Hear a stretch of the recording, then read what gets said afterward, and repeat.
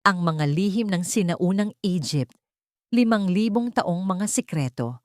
Sa loob ng 5,000 taon, ang sinaunang Egypt ay nanatiling isa sa pinakamisteryosong sibilisasyon sa buong mundo.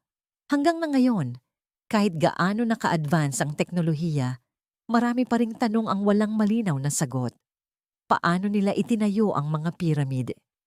Ano ang tunay na paniniwala nila tungkol sa buhay at kamatayan? At bakit tila mas advanced ang kanilang kaalaman kumpara sa ibang sinaunang kabihasnan? Nagsimula ang lahat sa Nile River.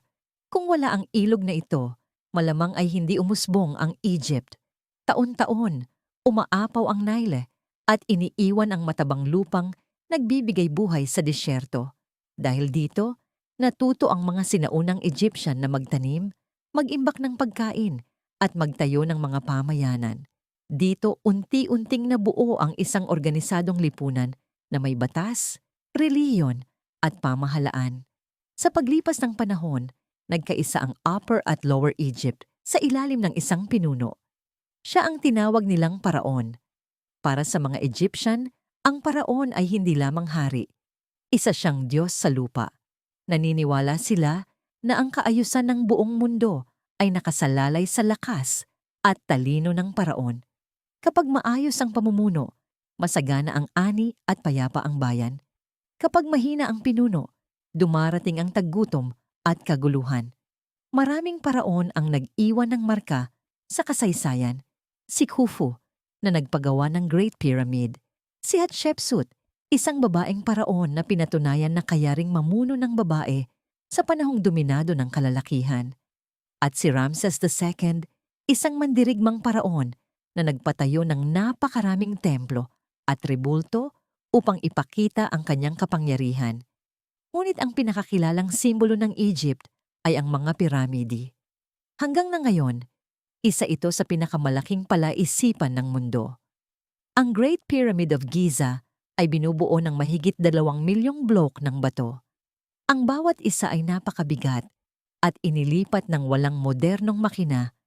Mas lalong kahanga-hanga ang pagiging eksakto ng pagkakahanay nito sa hilaga, timog, silangan at kanluran. Kahit ang mga modernong gusali ngayon ay bihirang makamit ang ganitong precision. Maraming teorya ang lumitaw. May nagsasabing libu-libong skilled workers ang nagtulungan sa loob ng maraming taon. May nagsasabing gumamit sila ng mga rampa na paikot sa piramide.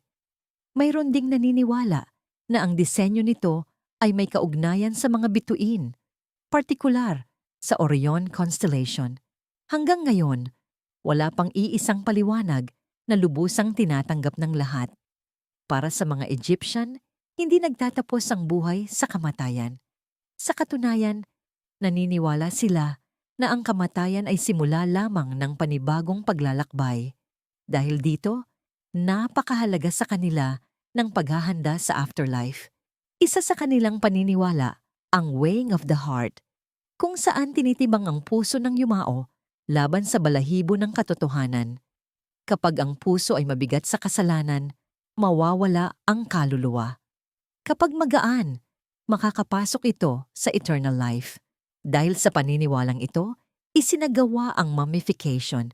Hindi ito ginagawa para takutin ang sinuman, kundi para mapanatili ang katawan bilang tahanan ng kaluluwa. Ang proseso ay masinsin at sagrado. Nililinis ang katawan, inaalis ang ilang laman loob, pinatutuyo, binabalot ng telang linen, at nilalagyan ng mga anting-anting na pinaniniwala ang magpoprotekta sa kabilang buhay. Ang mga libingan ng mga paraon ay parang mga lihim na kaharian sa ilalim ng lupa. Sa Valley of the Kings, maraming paraon ang inilibing kasama ang kanilang mga kayamanan. Isa sa pinakatanyag na natuklasan ay ang libingan ni Tutankhamun. Halos buo itong natagpuan, puno ng ginto at mahahalagang bagay. Para itong bintana patungo sa tunay na buhay ng sinaunang Egypt. Isa pang malaking misteryo ay ang hieroglyphs.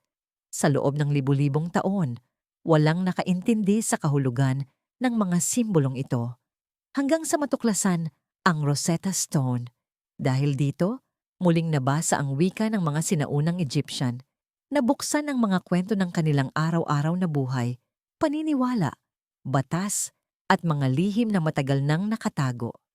Habang mas marami ang natutuklasan, mas maraming tanong ang lumilitaw. May mga bato na tila ginupit ng sobrang kinis. May mga silid sa loob ng piramid na ngayon palang natutuklasan gamit ang modernong scanner. May mga tala tungkol sa kaalamang nawala, tulad ng sinasabing Library of Alexandria na naglalaman umano ng karunungan ng sinaunang mundo. Ang sinaunang Egypt ay patunay na may mga sibilisasyong umiral na may kaalamang lampas sa inaakala natin. Kahit lumipas ang libu-libong taon, nananatili ang kanilang impluensya sa arkitektura, agham, reliyon, at kultura. At hanggang ngayon, sa ilalim ng buhangin ng disyerto, maaaring may mga lihim pang naghihintay na matuklasan.